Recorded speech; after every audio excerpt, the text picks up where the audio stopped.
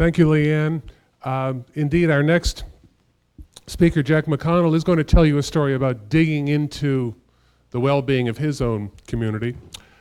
Let me tell you a little bit about our next speaker while we set the stage a little differently. Jack McConnell retired as a physician and moved to Hilton Head, South Carolina, as so many others before him have done. And he looked around, he and his wife Mary Ellen, when they got to Hilton Head, and he found thousands of residents, neighbors, without care, the chronically medically underserved. And he found a whole group of physicians and nurses and volunteers with the time and the energy and the talent to do something about it. That's that incredible pool of volunteer ability that Lee Kaiser mentioned that is everywhere in our society and is the largest pool of talent ever assembled on the face of this universe. Jack McConnell did something about it against all kinds of odds that he'll tell you about. He created something called the Volunteers in Medicine Clinic. In your binders, there's an article from a national magazine on page 230 that tells you about the achievement. His clinic has become a model so successful that it's been studied and replicated in dozens and dozens of other states around this country because it dealt with so many of the practical, pragmatic issues of how do you get a volunteer clinic up and going. Now, as he will tell you, every person who lives or works in the Hilton Head area has easy access, not just access, but easy access to high quality health care. So Jack's point of view on this is that by transforming individual lives in the process, we transform our communities. Please join me in welcome Dr. Jack McConnell. I'm here, David, talk.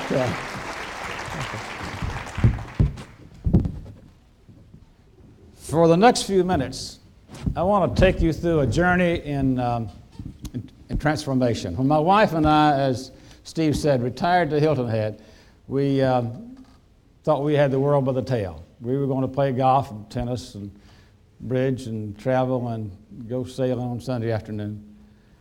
But what we hadn't counted on is that we believed the Chamber of Commerce brochures. If you move to Hilton Head, everyone is healthy and happy, and the world's going to be great, and you'll have no problems. We live there in relative wealth. We live in a nice house. We're not wealthy, but it's a comfortable house. But we exit outside the gate, the back gate of our community, into actual poverty. And it was that juxtaposition of poverty and wealth that prompted me to ask, why is this allowed to happen?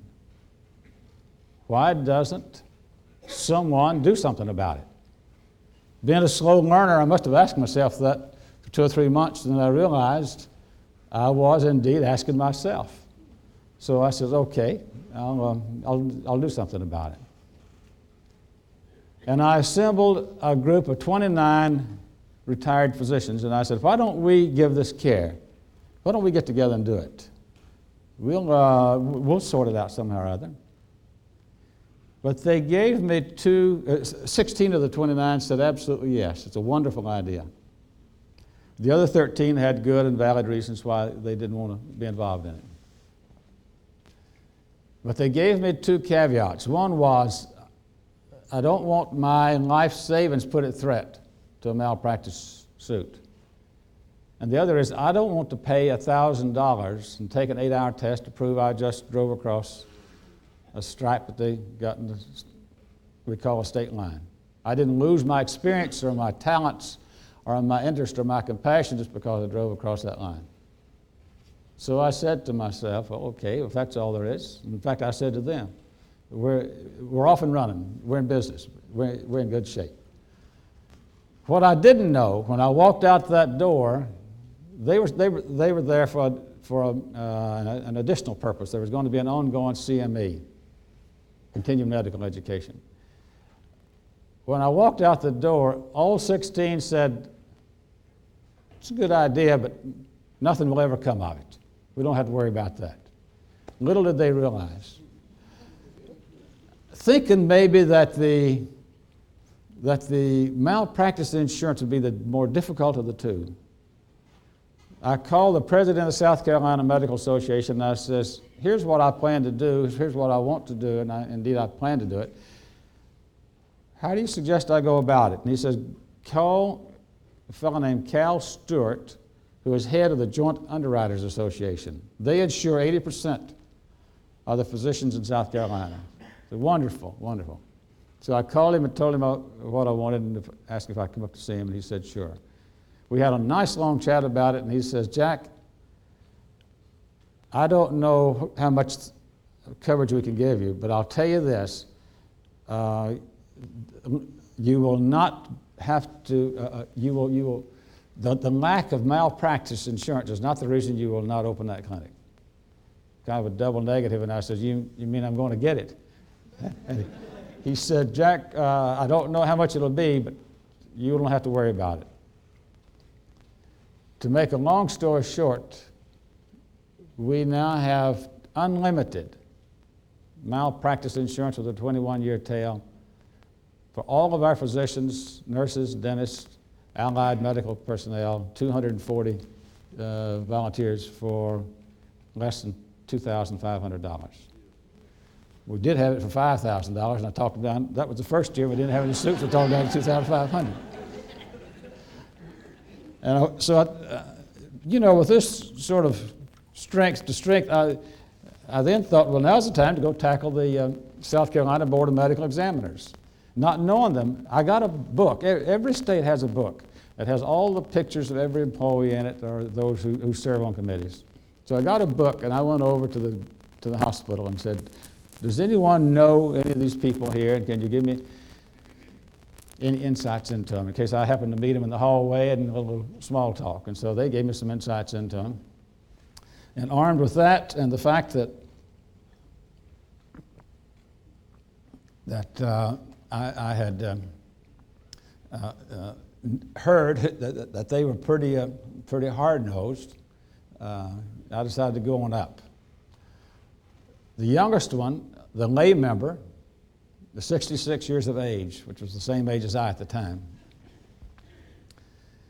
And they went from there up to 82.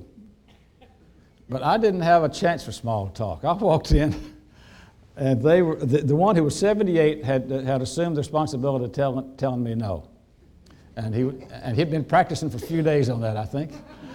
And so I said, now, sir, we have the problem of several thousand people with no coverage, and I was wondering if we might manage a waiver of the test and the fee, reducing that $1,000 in the 8-hour test, for those physicians who would like to give the services away free of charge. And I had barely said it when he says, well, that may sound like a good idea to you, doctor, but we aren't going to help you. Well, actually, what he said, we ain't going to help you, is what he said. And so, well, I said, I'm sorry to hear you're not going to, and I had to decide whether I'm going to say help or help. So I decided, well, I better stick with my own way of saying it. I said, well, I'm sorry to hear you're not going to say help. Could you tell me why? And he said, well, because, doctor, we just have to treat everybody the same in South Carolina. And I said, well, if that's the case, we're not working too well down in our part of the state because there are 8,000 people not getting any treatment at all. And he says, now, wait a minute now. You just turned my words on me there, doctor, and I don't like it. And I said, well, you're right, I did, and I apologize. I was just trying to make a point, though. But tell me again, why is it that you won't give us a waiver of the fee for these physicians just to give care to just to these people? And he says, because we have to demand this test and this fee in order to assure high-quality medical care in South Carolina. I said, have you been doing this long? Is this a tradition? He says, yes, it's been a tradition of South Carolina for years. And I said, well, then if that's the case, why is South Carolina in the bottom 3 states of the nation by any medical parameter you measure? And he says, now, son, it was nice to know I'd lost some age, but I wasn't getting too far. He said, you've done gone from asking to preaching, and I don't like it one bit. And with that, there was sort of an echo, because he would say, I don't like it one bit. Got down the line. And I stood there trying to gather my thoughts and thinking, well, wait a minute here. I'm the only one in this room speaking for the poor, and I'm not getting very far. And so I sort of said a little quiet prayer, and I says, I need help, what do you suggest? And while I was standing there shifting from foot to foot trying to figure out what to say, the one lay member of the group spoke up and said, well, I don't know why these doctors don't want to take that test. I took it and almost passed it. And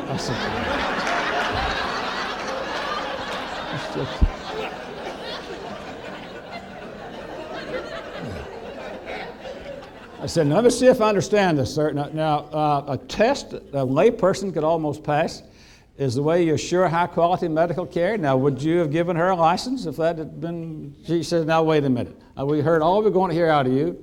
We ain't going to help you. And you might as well get your hat and coat and get out of here. If you want to get anything done in this state, you got to go through the legislature. Good day, son. So good day, son. Little Sir Echoes down the way there. So I went up to him and told him, shook hands with Dr. Fredrickson. I wanted to bring you regards from Dr. Platt. He said you're one of the finest doctors he ever saw. And Dr. Avenel, Dr. Hite said he's consulted with you before and thinks you're one of the great doctors of South Carolina. And Dr. Vaughn, Dr. Marson says that he served with you on committees and it was a wonderful experience for him. And I went down the line there. And I got to the one at the end, and I said, and I want to thank you for the lesson you taught me today, and maybe we can talk again. Well, maybe so. Good day, son. And that was it. So it's a 3-hour drive and a long, I didn't realize it was that long, but it was a long drive because I knew I'd failed, and I worried about that the first hour. And I said, well, that's enough of that. Now let's review what happened today. And when I got to that part where they said, if you want anything done, you got to go to the legislature, I said, darn, those nice guys just told me how to do it. And so I put the foot to the pedal and I rushed home, and I got in time to call someone. And I said, do you know any member of the legislature who has an MD degree? He said, oh, sure, there's Dr. Trout. He's a feisty little so-and-so. And I'll tell you how feisty he is. He's the brother of the federal judge that is shoehorning that gal into the Citadel. I said, that's just exactly the feisty sort of guy I'm looking for. And so I called him that night, and I said, Billy, would you be willing to help me with this? And he said, sure, Jack, I'll help you. Sure. I said, what do you want? And so I said, well, here's where I need help now. I'm getting to get the hang of that thing. I just get right there with it. Now, the help I need is for you to just add one sentence of an amendment to a bill that's going through the House and the Congress and nobody's going to read and everybody's going to vote for. And he says, Jack, we ain't got nothing like that up here. We don't do that thing. I said, well, Billy, here it is. You're only in session half the year, and here it is, the 1st of April, and you're out the 1st of June, and you know those last 2 weeks of May, it's like feeding time at the piranha tank. You don't know what's going on. What are you signing there? He said, well, let me look around and see. So I gave him the one sentence. It says that the South Carolina Board of Medical Examiners shall promulgate by November the 1st regulations leading to the issuance of a special volunteer license with a waiver of all fees and all tests for those physicians who agree to give their services away free of charge in a not-for-profit clinic. And so I slowed down and read it to him over the phone there 2 or 3 times. And so he called me 2 days and he says, Jack, now just keep your head down and your mouth shut now. I says, does that mean you're going to help me, Billy? And he says, you just keep your mouth shut and your head down there. So I referred him to our representative and to our local senator. And sure enough, 2 days before the session was out, he called and said, come up next week and bring your bring your pen. We're going to have a signing session up here, Jack. And I said, good gracious, that's wonderful. That's wonderful. So we went up there and we signed it. after the session was over with, the governor signed it and he gave me the pen. And I waited 40 days and 40 nights. Something biblical about that, Lee. And I didn't hear anything from the Board of Medical Examiners. So I called them and I said, shouldn't we get together and talk about this? And they were mad as all Billy hell that I'd done it. They accused me of all kinds of things. I said, you snuck around there like that and did that on? And so I said, well, no, that's not exactly what it was. I mean, when I finally got them together, I said, I want to say how grateful I am to you for helping me how to sort this out, how to go. And I'm most grateful to you. And that was a very, very wise thing for you to do and very kind of you to do. And they said, we're not going to help you. And I said, well, I'm sorry to hear that, because here it is. We've just got a few days left before you're going to have to write this thing. And they said, well, this was October the 28th when we got together the second time. And on November the 1st, they had to have the regulations. And I said, I'm sorry to hear you're not going to help, because I have these letters written to your newspapers saying what wonderful people you are, and what a wonderful thing this is, and how difficult this is, and how this is South Carolina is the first state in the nation to do this, and how the whole nation will look to you with pride and admiration. And you are the forefronters, and you've stepped out of the mold, and you've done something beautiful here. Still ain't going to help you. And I said, well, in that case, I've been advised by my attorney that November the 2nd, we're going to nail a notice on the door saying you're in conflict with the General Assembly of South Carolina and subject to a fine of $10,000 and 5 years in jail. I don't want that to happen to you nice people. I mean, let's just get on with it here. Well, they struggled and struggled with it over that 24 hours, and they finally produced it, and it's a good document. I mean, it's just exactly what we were looking for. What it did was to allow us to recruit, tap into a resource that wasn't being used. Steve was right. We now are a town that can claim, though we don't stand around doing it very often, that every person that lives there has an easy access to high-quality medical care. When we started, we had two problems. We had several thousand that had no access to health care. Does that sound familiar to you and your communities? Do you have communities like that? At the same time, we had several retired medical personnel that had no way to deliver it.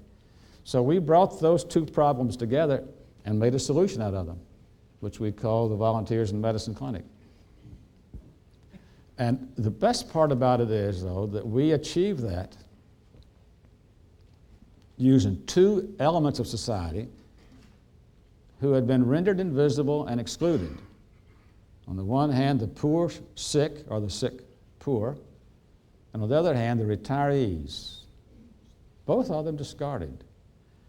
But when you bring those two groups together, something wonderful and beautiful happens. I know traditionally that the physicians and the nurses are thought of as the caregivers, and the patients are the care recipients. But when you bring them together, it is at times absolutely impossible to tell who's the caregiver and who's the care recipient. We now have a new facility, 7,000 square foot, which we dedicated debt-free without a dime of federal, state, or local government money touching it. Now, I know our mayor when I say that, jumps up and says, we gave you the land. Well, that's not quite right.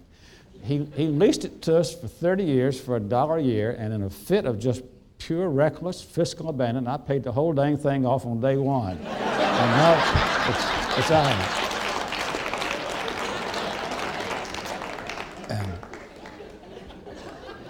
And then we recruited 40 physicians to work in it. We have 42 or 3 or 4 of them. 65 nurses, 14 dentists.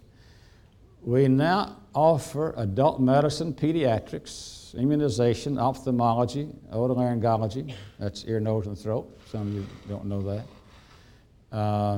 Cardiology, gynecology, urology, neurology, dermatology.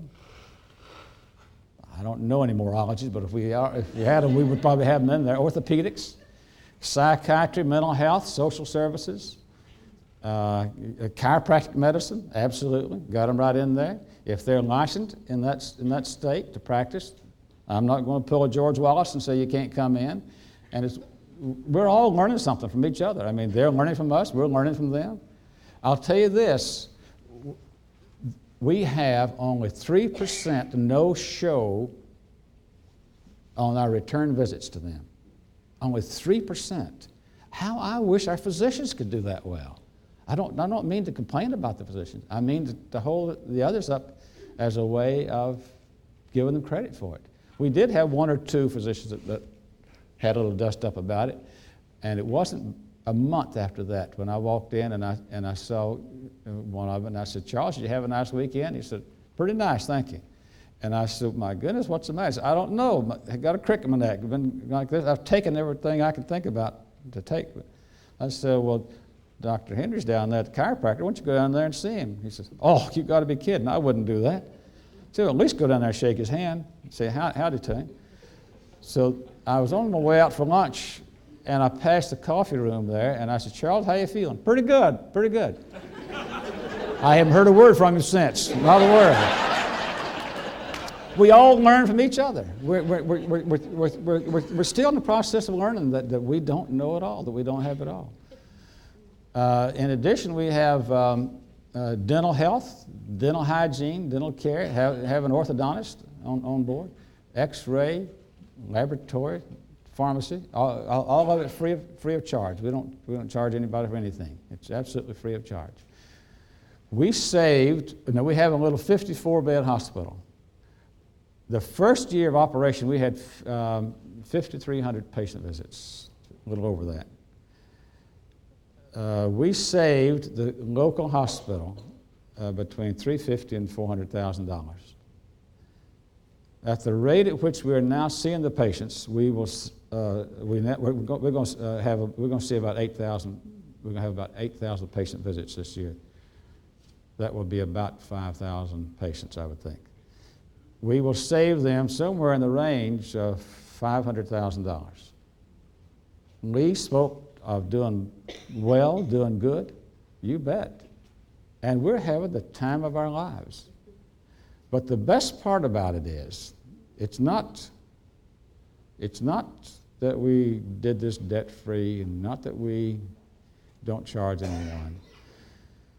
The best part of this clinic is that we have created a culture of caring that doesn't exist anyplace else. It doesn't exist in your hospitals or your clinics or doctor's offices or any place else. And it starts at the doorway. It starts it starts on the other side of the doorway. How will we perceive that person that walks in that doorway? That's how it starts and when it starts. Because when they come in that door, we don't perceive them as patients or diseases or illnesses, and God forbid, charts. We view them as friends and neighbors who don't feel well and are coming over to us to see if we can help them. And we view them as friends, many of them we haven't yet met, but if we treat them with dignity and compassion and care and confidence, they'll be our friends. And they are our neighbors in one dimension because we all live and work in that same town. And in another dimension, someone asked 2,000 years ago, "Who is my neighbor?" Told the story of the Good Samaritan. And when they walk through that door, there's a greeter there to greet them, and his sole or her sole responsibility is not much more than 10 by 15 feet to let them know how nice it is, how sorry we are they're sick, how nice it is for them to come there. This is not our clinic, it's their clinic, it belongs to them, and please know how welcome they are. It's theirs. Come use it any time. I don't know what we've done that's going to endure.